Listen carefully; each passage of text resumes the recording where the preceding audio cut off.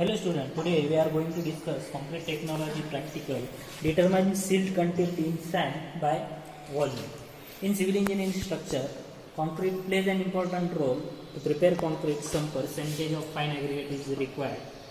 Fine aggregate is an important ingredient of concrete.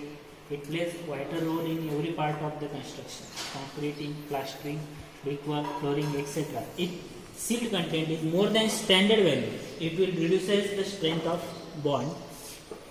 Therefore, we have to find the percentage of silt in sand. In this practical, the apparatus is required: measuring cylinder, then steel rod having 6 mm diameter, sample of fine aggregate in sand, and prepare 1% salt solution. Then we have to start to prepare 1% salt solution. Take 10 gram of salt in 1 liter water and mix it vigorously.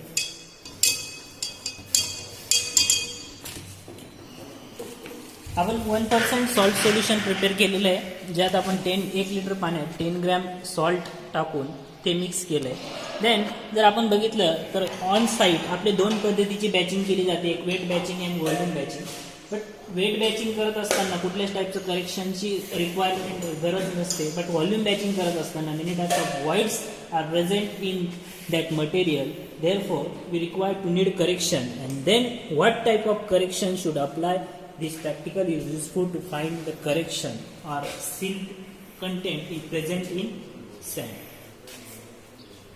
आपण 50 ml 1% salt solution आपल्याला याच्यात टाकायचं आहे. So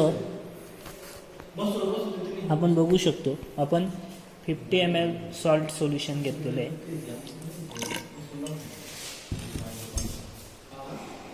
okay.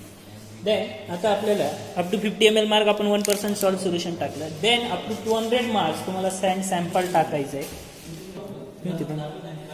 आता आपल्याला 100 mm reach होईपर्यंत आपल्याला काय करायचं, सॉल्ट सँड टाकायची.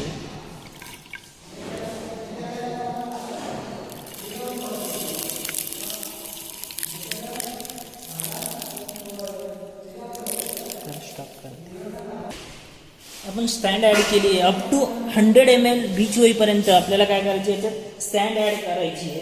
Then add more solution 1% solution up to 150 ml mark पर्यंत आपल्याला अजून सोल्युशन त्याच्यात ऍड करायचं आहे.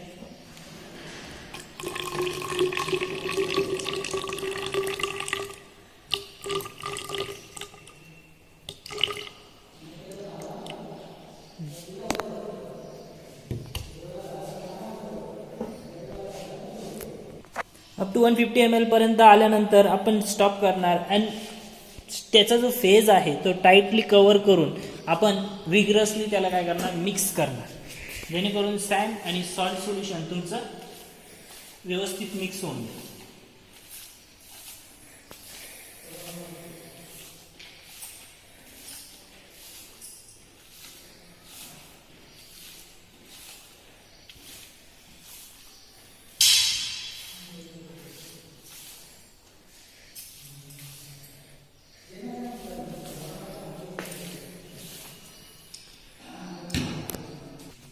Allow the mixture to settle down for 3 hours to measure the layer of silt content.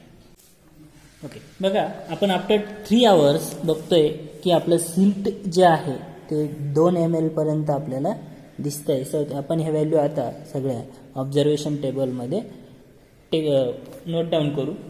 So volume of sample आपला आलेला आहे 68 ml. Then volume of silt after 3 hours 2 ml आहे. सो 2 ml आपण दिलं. आता त्याच्यावरून आपल्याला पर्सेंटेज सिल्ट बाय व्हॉल्यूम काढायचं आहे.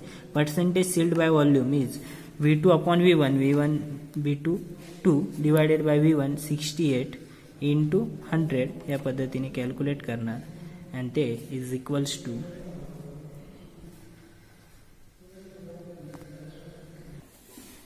सो ते आलंय 2.94%. अँड देन आपण काय करणार, अशाच पद्धतीने 2 सॅम्पल अजून घेणार आणि त्यांच्या रिडिंग्स फाइंड आउट करणार. ओके, सो आपण सगळ्या सॅम्पल्सच्या पर्सेंटेज सिल्ट काढलं आणि त्याचं ॲव्हरेज कॅल्क्युलेट केलं. त्याचं ॲव्हरेज आलं 3.34%. देन ते आपण आता रिझल्टमध्ये पुट करू 3.34%. प्रिफरेबली तुमचं जे सिल्ट कंटेंट आहे सँडमधलं ते प्रिफरेबली आपण 3% जास्त कन्सिडर करत नाही. 3% आत आलं पाहिजे, जेणेकरून तुमची सँड ही वापरण्यायोग्य आहे असं आपण म्हणू शकतो. अदरवाईज त्याला तुम्हाला काही रेमेडीज करावं लागतील.